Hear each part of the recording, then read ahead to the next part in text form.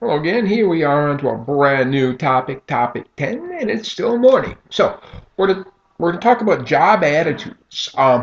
In particular, what we'll do is we'll start up in this first presentation and just talk about attitudes in general. Like attitudes as we study them in psychology. Then we'll focus on some more specific attitudes more specific to IO psychology, in particular job satisfaction and organizational commitment. Okay, so starting up with attitudes in general, the theory of planned behavior is a choice model. It basically says people consider the implications of their actions, choose outcomes. What the theory of planned behavior says is that the best predictor of behavior is an intention. So all behavior is in fact planned ahead of time, and so if you can predict behavioral intentions, then you should be able to predict and understand behavior. And so in this model of the theory of planned behavior, you see there are three things that are going to influence intentions. Okay, we've got attitudes, subjective norms, and perceived behavioral control. And attitudes, and we'll talk about in more detail, but the what you feel, the positive and negative feelings that you have towards a person, place, or thing, or in the context of work, obviously, the attitude that you have, the feelings that you have towards your job, right? The subjective norms refer to social pressures, in corporate culture, what the corporate culture is. For all we know, you've got a corporate culture, and I've seen this as let's say, in educational settings. When I was growing up as a kid, um, the subjective norm was don't try too hard or you will be a nerd. And so clearly this corporate or educational culture influenced my intentions towards behavior, because who wants to be the nerd? And then perceived behavioral control is another. It's a slightly different word, but it's really in the ballpark of what we keep coming across, this self-efficacy idea, this idea of how much control do I have, how much can do my actions affect outcomes. We see that perceived behavioral control, because we've seen that as a moderator multiple times, that it not just affects intentions, but it can also directly affect behavior. So, kind of an interesting notion. All behavior is planned. When I say planned, I mean intentions, right? And we can't necessarily predict behavior directly, but we might be able to predict intentions for behaviors. So an attitude is, here's a different definition, predisposition to respond cognitively, emotionally, behaviorally to a particular object, person, or situation in a particular way. Okay. Attitudes are complex. They usually have an affective, behavioral, and cognitive components, the ABCs. Of course, I have them in a different order here, but it has always been considered the ABCs of attitudes. Affective meaning emotional component, a cognitive, and then a behavioral, and how we respond to it. Okay. And so as an example here, we might have somebody's attitude about makeup. Oh, I have an attitude, by the way. Uh, Makeup means to pretend. Well, that's another thing off to the side. So you might have a cognitive component about makeup. Animal testing of cosmetics is cruel. That might be the cognitive thought that you have, which is a portion of the attitude. You might have an affective component. I feel terrible when I wear makeup. And then you have a behavioral component, which is the consequence of that attitude. I'll follow my beliefs and won't wear the makeups. Okay, I'll follow that too. Anyway, attitudes. Where do they come from?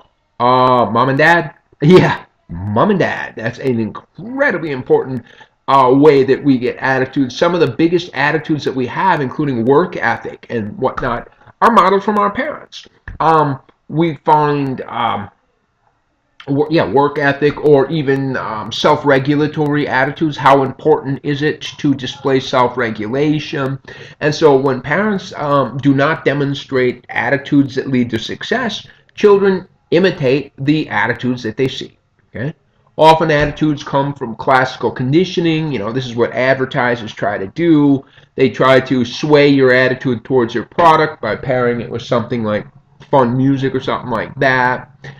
Parents and teachers often try to consciously not just show, model attitudes, but also attempt to manipulate attitudes. Say, for example, you might have an attitude towards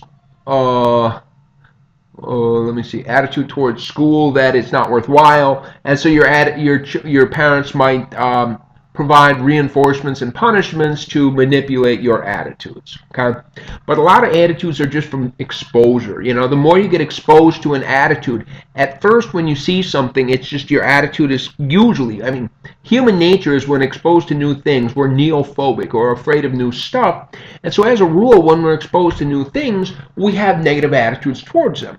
But the more we're exposed to something, whether it be a person, a food, a method of working at a factory, I don't know, something on the job, the more we're exposed to it, the better our attitude about it becomes. We find that our attitudes, the attitudes that we have, can often guide our actions or even predict our actions. But here's the thing. Let's say I'll give you an attitude, okay? I have an attitude towards squid. It's creepy and sickly and bleh. Will it guide my actions? Yeah, pretty much. It will allow you to predict, if I am at the table and squid is placed on the table, I will avoid the squid. Ha! My attitude predicted my actions, but not perfectly. Because of course what happens is I was on a job interview one time and I needed to impress somebody and they ordered calamari and, oh, here's an appetizer for everybody. Oh, shit. All right. Did I eat the squid? I ate the squid. Okay. So attitudes can help us to predict actions, but it's by no means going to predict everything. Okay. Now, our attitudes guide our actions if there's no outside influences. Okay. Clearly, job interview, outside influences. If the attitude is specifically relevant to the behavior, yeah, I definitely had a specific attitude about it. And if we're keenly aware, okay.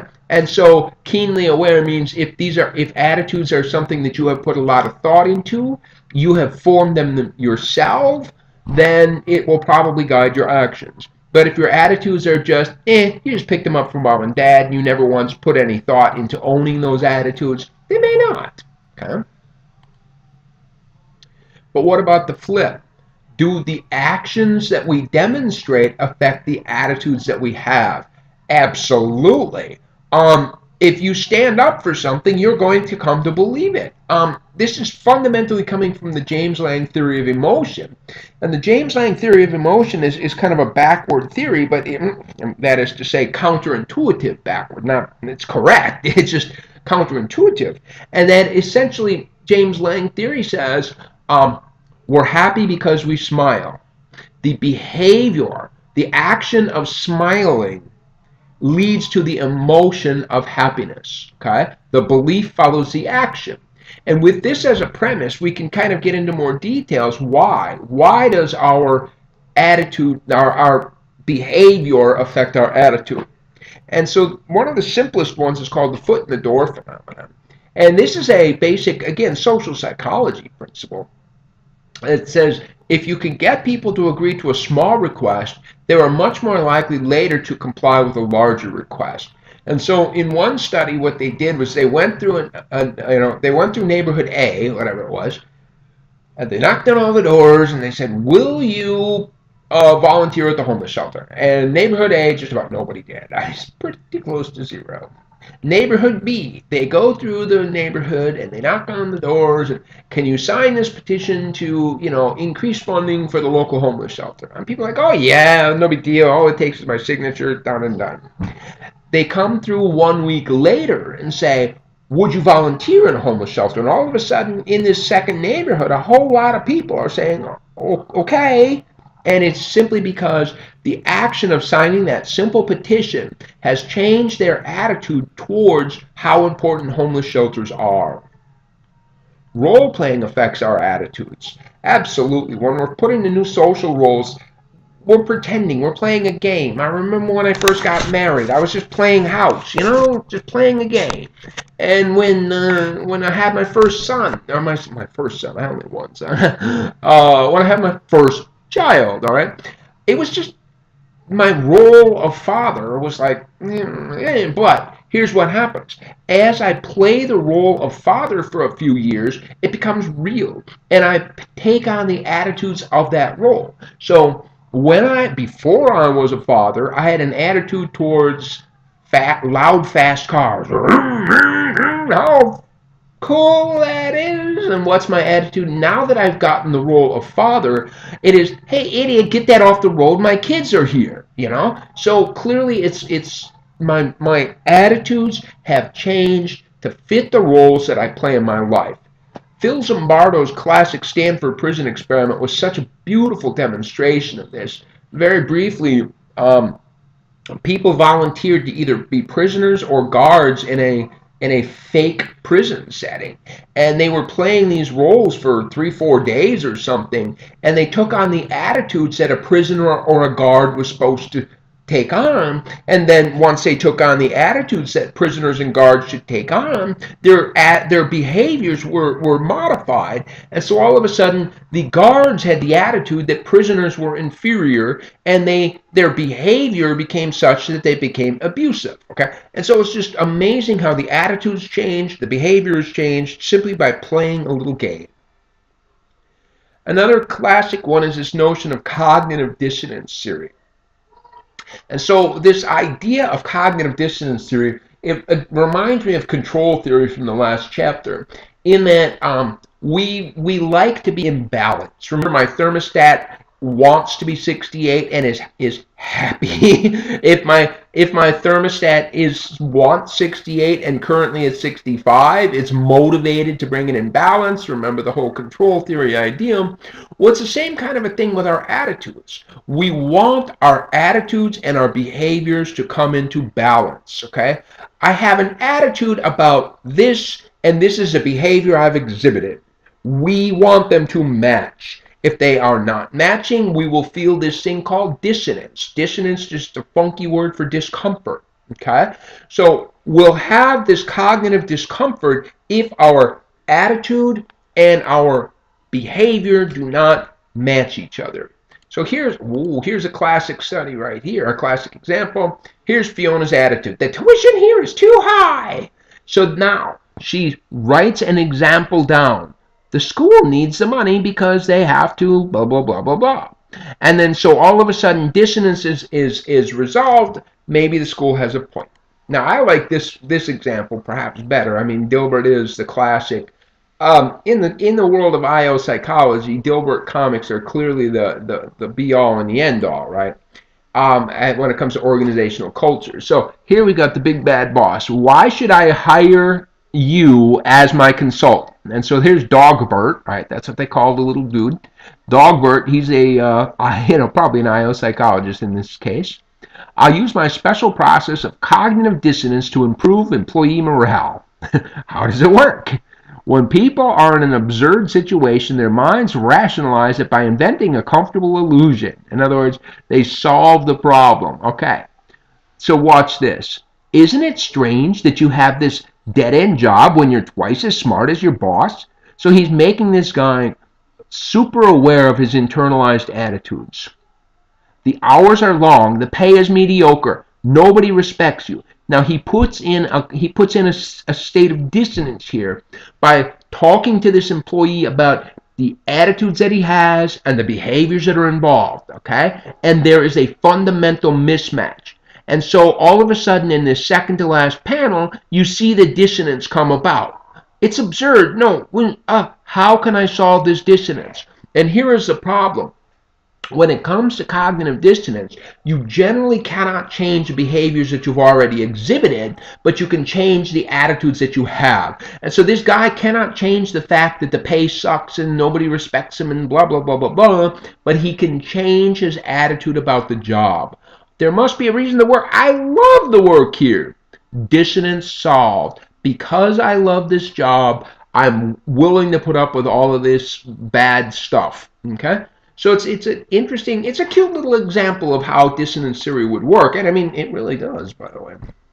So why are IO psychology people interested in studying attitudes? Well, number one, they influence behavior. They really do. And in the world of IO psychology, a very important behavior is the job performance, right? This is IO psych. It's all about the bugs. So improving attitudes at work will influence behavior. In, I was stuck on that one. Improved behavior or job performance leads to kachinga for the factory, right? For the company. Some people with more humanitarian beliefs in IO psychology want to improve worker well-being in general. And so if the goal of life is to achieve happiness and our jobs are a major component of our lives, then improving the attitudes we have towards work will improve quality of life. And finally, understanding the attitudes at work help us to understand how it affects our non-work lives. All right, so we'll talk on the next little video. We'll talk about job satisfaction as a specific attitude relevant to jobs.